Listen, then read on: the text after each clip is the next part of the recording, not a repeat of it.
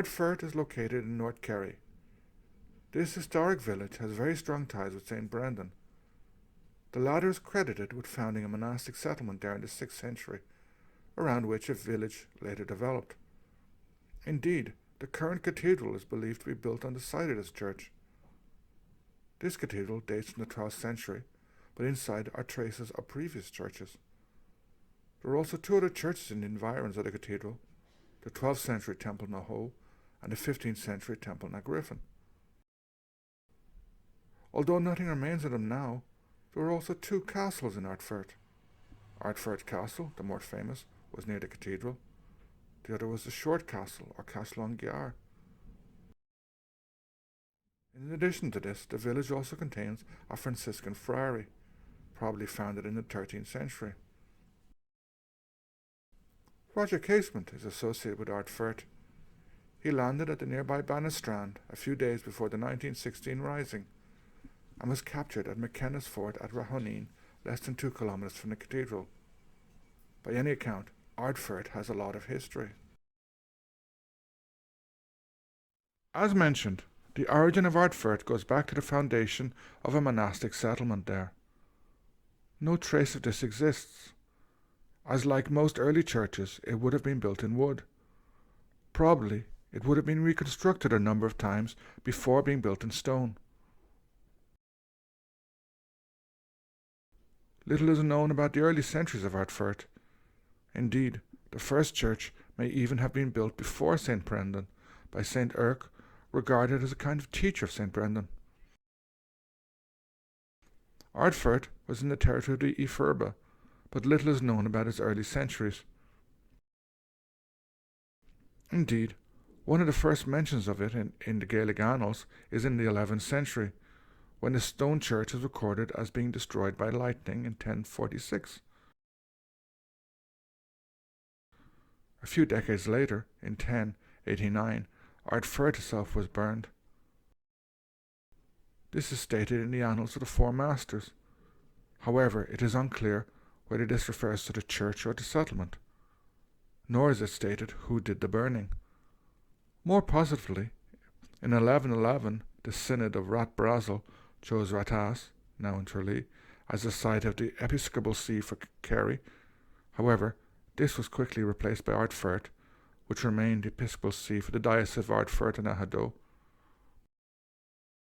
This name would only be changed to Kerry in the 1950s. Ardfert would be burned again in 1152 and 1179, and then plundered by Clan Cartig the following year.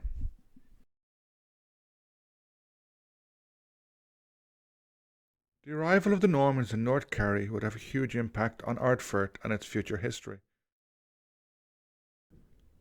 The exact details of this are confusing, but by the mid-13th century, Kerry was mostly in the hands of the predecessors of the Earls of Desmond and the Lords of Lixnaw, also referred to as Lord Kerry or Baron Kerry. Kerry here means only North Kerry. Until the destruction of the Gaelic lordships in Ireland, South Kerry and parts of Cork formed the Lordship of Desmond. In the early 17th century, the Lordship of Desmond was broken up, with Ivera and part of Beara becoming part of Kerry. The Lords of Lixnaw, the Fitzmaurices, would have a huge impact on Ardfert. Indeed, the history of Ardfert from the 13th to the 17th centuries is totally bound up with them. In the second half of the 13th century, they founded a Franciscan Friary in Ardfert, where many of the Lords of Lixnaw would be buried until the end of the 16th century. The usual date given for this foundation is 1253, though this may not be correct. Although the Fitzmaurices were Geraldines, their relationship with the Earls of Desmond was complicated, as the latter often sought to extend their own power. Thus, the Fitzmaurices had to adopt a complicated balancing act between the Earldom of Desmond and the government, both of which were much more powerful than the Fitzmaurices. Like much else in Ireland, this delicate equilibrium was upset by Queen Elizabeth. Her reign was a disaster for Ireland, with her misrule and the actions of her subordinates triggering many rebellions. In Munster, the Desmond rebellions resulted in the downfall of the Earldom of Desmond, with the final Earl being killed in 1583. These rebellions and their aftermath increased the pressure on the Fitzmaurices. Indeed, the latter were dragged into the fighting in the rebellions. After the death of the Earl of Desmond, his lands were confiscated, opening the way for the Munster plantation. Fitzmaurice was pardoned, but remained in a difficult position. The plantation brought him some new powerful neighbours, such as William Herbert and Edward Denny. In addition, Desmond had held land in Ardfert, while the land belonging to the Franciscan Friary was also confiscated and granted by the state to newcomers, ultimately becoming the property of the Crosby family. Furthermore, since the church was now officially Protestant, a considerable amount of land was claimed by the Protestant Bishop of Kerry, who, from 1600 to 1621, was John Crosby, ancestor of the much later Earl of Glandore. These people and others would profit well in the new social and economic structure that was built at a horrific cost in the 16th and 17th century. All over Ireland, military officers, government officials, and others were trying to carve out their own power bases, aggravating an already turbulent situation. In Kerry and in most of Munster, the downfall of Desmond increased political turmoil. Indeed, it left the Fitzmaurices exposed and no longer able to balance their more powerful neighbours against a distant state. Now the state was backing its neighbours. Indeed, during the Desmond Rebellion, Ardfert Friary had been suppressed and turned into a military garrison. As a result of this situation and other encroachments, during the 9 Years' War, Patrick Fitzmaurice, 17th Baron Kerry, and his son and successor, Thomas Fitzmaurice, the 18th Baron, both fought on the side of Hugh O'Neill. During the war, Ardfert was fought over on a number of occasions and captured and recaptured. Ultimately, O'Neill lost the war. However, Thomas Fitzmaurice was lucky. Although he had been a strong supporter of O'Neill, he was pardoned and restored to most of his lands. However, he had a complicated relationship with his son, who actually took the English side in the 1640s wars. During these wars, Ardfert was fought over once again. Like many other parts of Ireland, it suffered a lot, with the cathedral and 4 other churches, the hospital and the castle all being burnt. Some accounts say that the cathedral lost its roof at this time.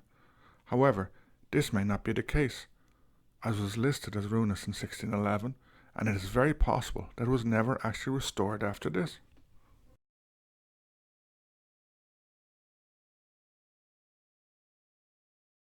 The 1640s proved fatal for Ardfert Castle, though. Originally to the east of the cathedral, the castle was first built in 1311 by the Fitzmaurices and rebuilt in 1570. However, the new castle had a troubled history, being besieged in 1580 and twice in 1582. In the first of these sieges, some of the Spanish troops who had landed at Smerwick are said to have been present. In the 9 Years' War, it was subjected to a 9-day siege by Charles Wilmot, only surrendering when artillery was brought up. Wilmot then hung the garrison, something routine at the time. The castle was rebuilt in 1637 by Patrick Fitzmaurice, then Lord Lixnaw, who apparently wanted to build a manor house. However, unlike his father, he took the English side in the 1640s conflict and was driven out of the castle in February 1642, after which the castle was burnt to the ground. No trace of it remains. The 16th and 17th century conflicts were devastating for Ardfert, which was raided, attacked and burned numerous times. In 1659 its population was said to have been 47. Somehow, the Fitzmaurices survived the conflicts of the late 16th and 17th centuries, basically by becoming anglicised. They thus fade out of the history of Ardfert, being replaced by the Crosbys.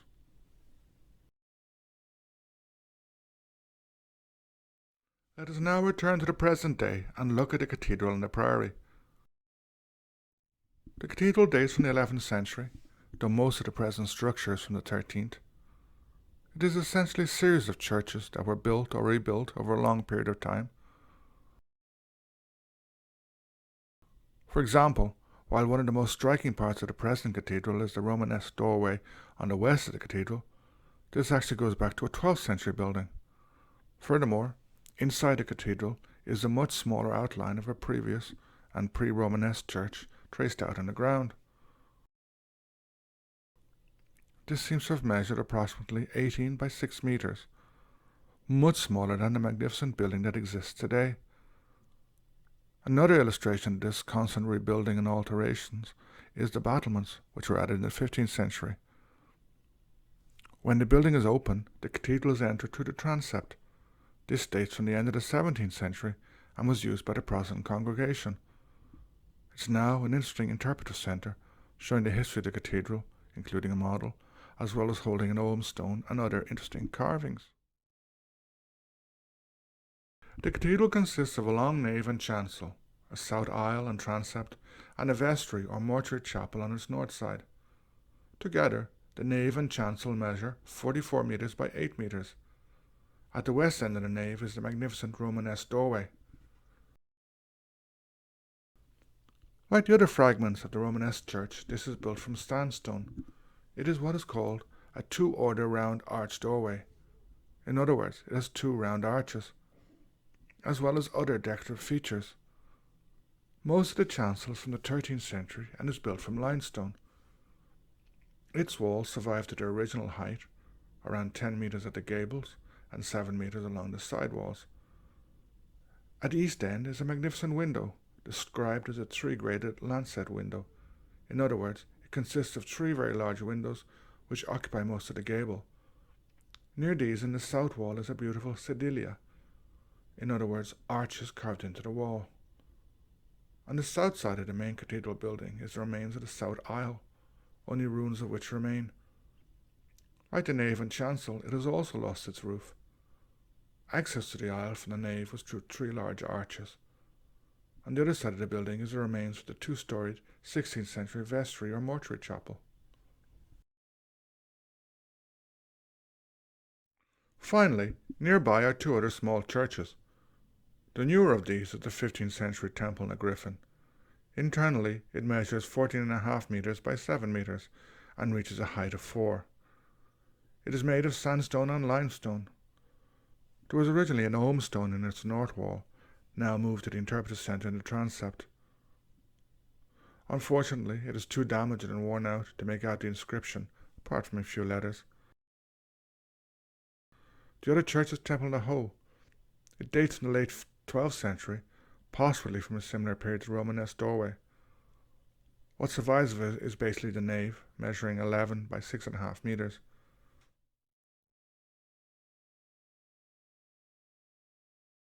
The other monument in Ardfert is the Franciscan Friary. It's probably a 20-minute walk from the cathedral. As mentioned at the beginning, it was founded in the 13th century and is closely associated with the Fitzmaurices, many of whom are buried here. Its traditional foundation date is around 1253. However, this could be based on a misreading of a 15th century transcription. The earliest reference dates from 1307. It may well have been built at the same time as the cathedral, as both share a number of architectural features, notably the magnificent windows. The priory has much in common with other Franciscan friaries: a church, cloister, transept, and large lancet windows, as well as carvings and tombs.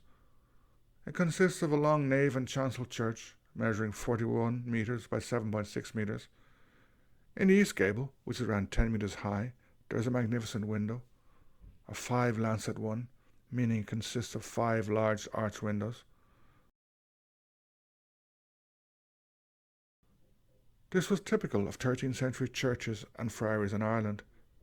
However, it is one of the few examples of this type of window surviving in a friary, as most were replaced by newer and often smaller windows in most other friaries.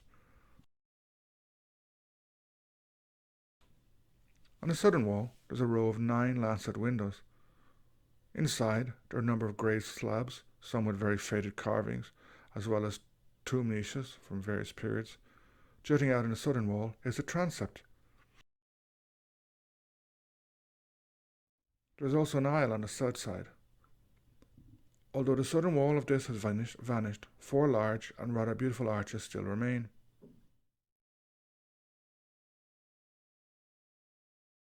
Beside the cloister is a 2-story building called the Range. This contained buildings necessary for monastic life, such as the dormitory, kitchen, and chapter house. Part of it was above the Cloister Walk, making efficient use of the space available.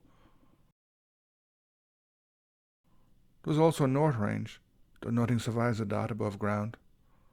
Beside the east range is the site of the sacristy. Again, only part of the wall of this remains. Finally, the tower. One of the most interesting things in the priory is the large tower on the west of the church. Usually, towers were used as belfries in priories and abbeys. However, the one in Ardfert is larger than usual and was used for accommodation in addition to a belfry. Built in the 15th century, it actually looks like a tower house, which were very common at that time. The position of the tower is also differently. Usually, they were between the chancel and the nave. Here, it's at the west end of the nave. Unfortunately, it's not possible to visit the tower at the moment.